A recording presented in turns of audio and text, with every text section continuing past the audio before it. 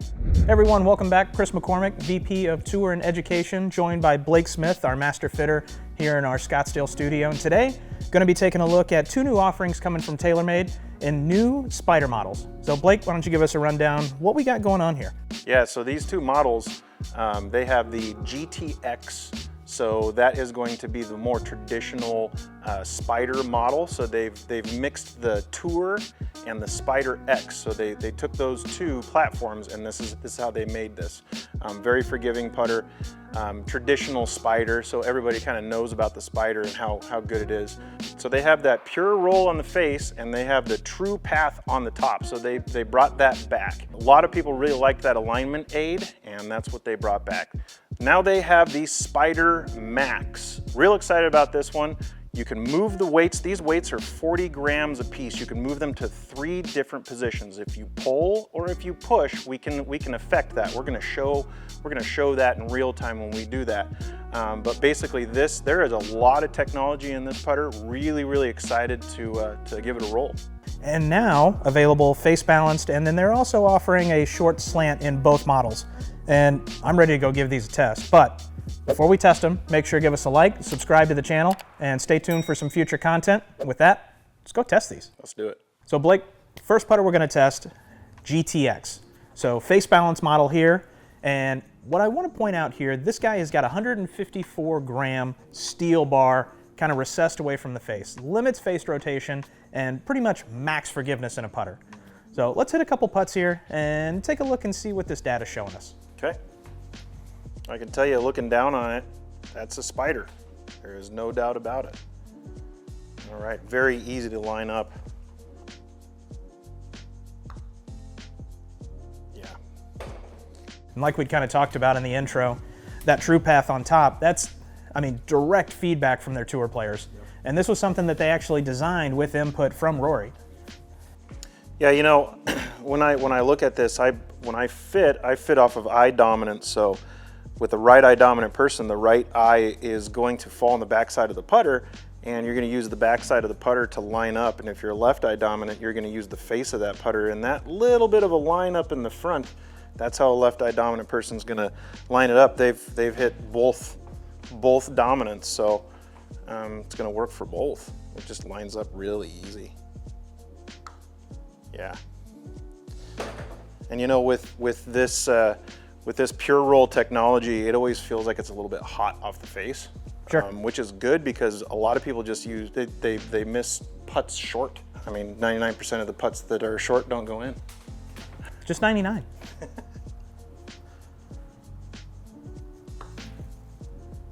Yeah, I mean, this thing's automatic. That's just pretty automatic there, my friend. It feels great. It feels really solid. Sounds really solid. Yeah, it might have been a little off the toe, but that's going to show off the sweet spot on this thing. That was good. I mean, with 154 grams sitting that far away from the face and kind of pushed to the extremes with the wings that we've kind of come to expect with Spyder, it's definitely stable, that's for sure. Yeah, I don't think I missed the center of the hole.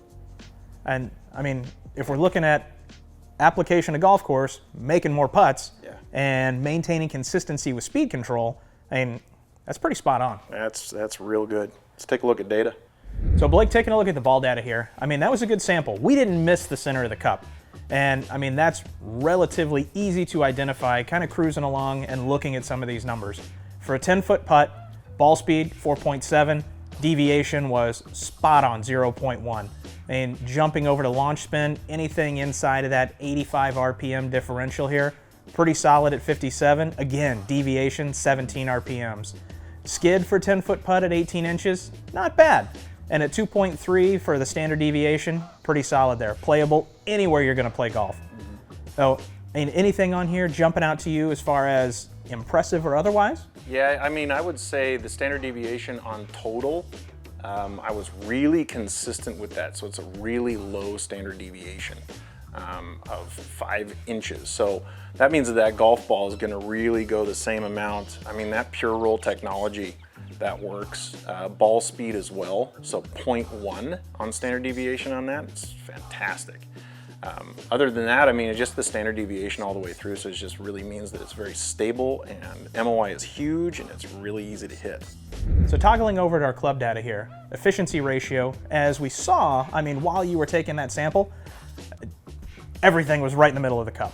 I mean, we didn't miss anything from 10 feet, so no surprise there. Efficiency at 158 and deviation 0.03. Yeah. So you just dimed every single one of those putts. I think that's the best I've ever done. That's a really good sample. Super forgiving putter. I mean, as illustrated here, that's a really good number. And kind of coming along, one thing that I really want to point out is the consistency at face angle at impact. Like you had kind of talked about, I mean, face angle at impact, what it's all about. And how often do you see 0.4 with a deviation of 0.2? Yep. I mean, that is the best I've ever done. Right out of the gate, it's usually a little bit worse than that. I'll have one of them where I'm like, okay, well, I left that one open. Not this one. This was just stable all the way through. Now we've got GT Max.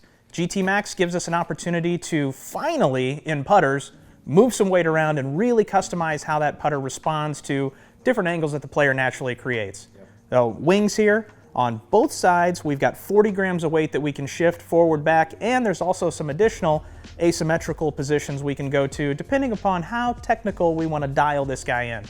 So to get out of the gate, weight is as far back as it can possibly go in position 1. So position 1 is going to be max forgiveness, and also for those of us that have a tendency to pull putts, this is going to be the position that we're going to trend to for at least the start of the fitting. Yep. So let's get some data here. It's going to be exciting to feel this. Oh yeah, wow. Wow.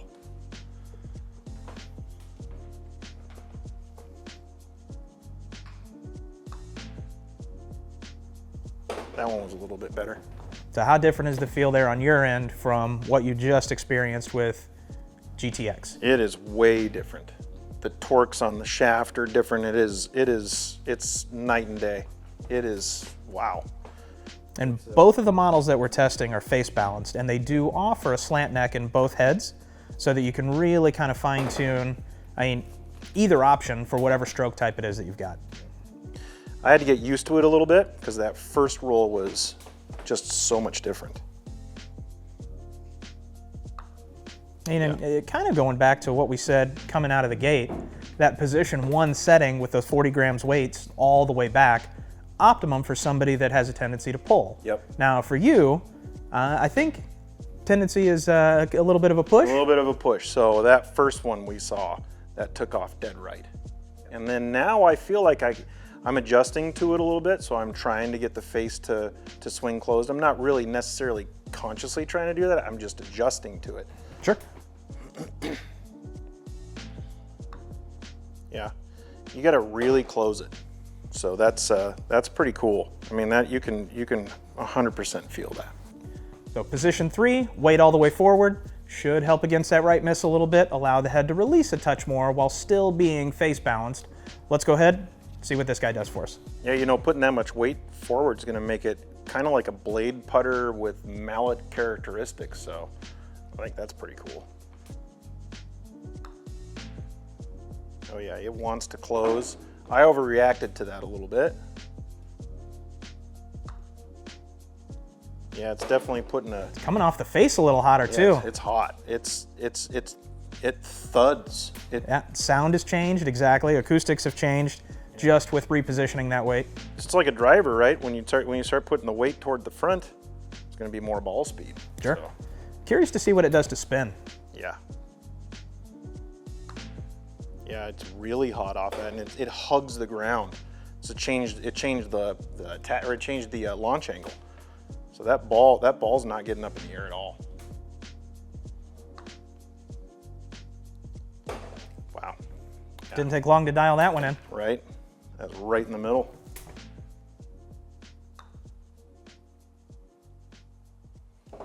Yeah, that's cool. I mean, you can really feel that. Blake, taking a look at the data here between position 1 and position 3.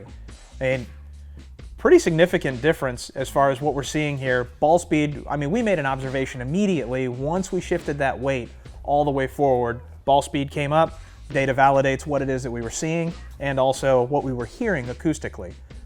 Big difference in spin. I mean, we went from 32 RPMs of backspin to 111 RPMs of forward spin. Yeah, it's doing what it's supposed to be doing, right? I mean, you could feel it too.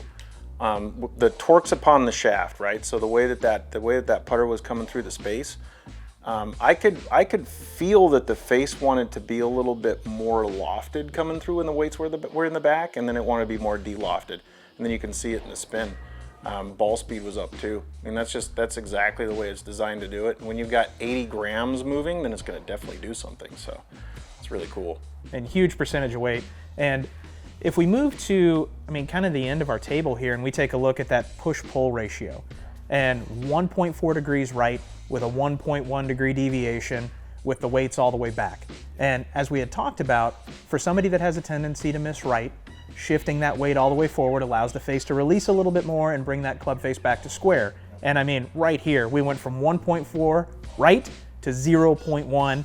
Deviation tightens up by more than a half degree.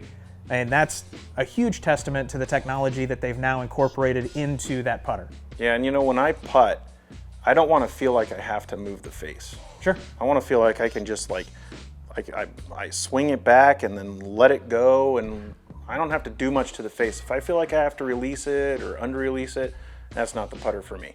So with the weights back, I felt like I had to do something. With the weights forward, I didn't feel like I had to do anything. Just a little more natural for your stroke. Yep. Perfect. Now, taking a look at our club data here, I mean, this is a big change here. Yep. I mean, efficiency, pretty solid, side by side. Head speed didn't change too much. Dynamic loft. Yeah. I mean, 2 degree change between forward and back. Yep. And moving along here, dynamic lie changed a little bit, again, just with how that weight is influencing how that putter wants to swing. And this one here really blows me away. So face angle. I mean, that's huge. Yeah. Yeah, I mean, that 0.4, just like the GTX. So I react better, obviously, to more weight forward. Weight back's going to really help a lot of people out. A lot of people like to talk about yipping, Sure. and they talk about left. So we put that weight in the back. We can help prevent that. Now, obviously, nothing's going to fix it 100% until that person goes and puts some time in, but we can manipulate it a little bit, and this putter can do that. So Blake, wrapping these guys up, I mean, back to that traditional Spider shape like we were talking about, to really stable models. Slant neck offerings definitely helps to kind of bring everything together. A little something for everybody with the adjustability here, and then something super stable and traditional in new GT that we've got going on. And I gotta say, that was a lot of fun. Any other questions you guys have for us on Spider, feel free, leave us a comment below. And if you want to give this guy a try for yourself, make sure to book your fitting at your local TrueSpec. We'll see you next time.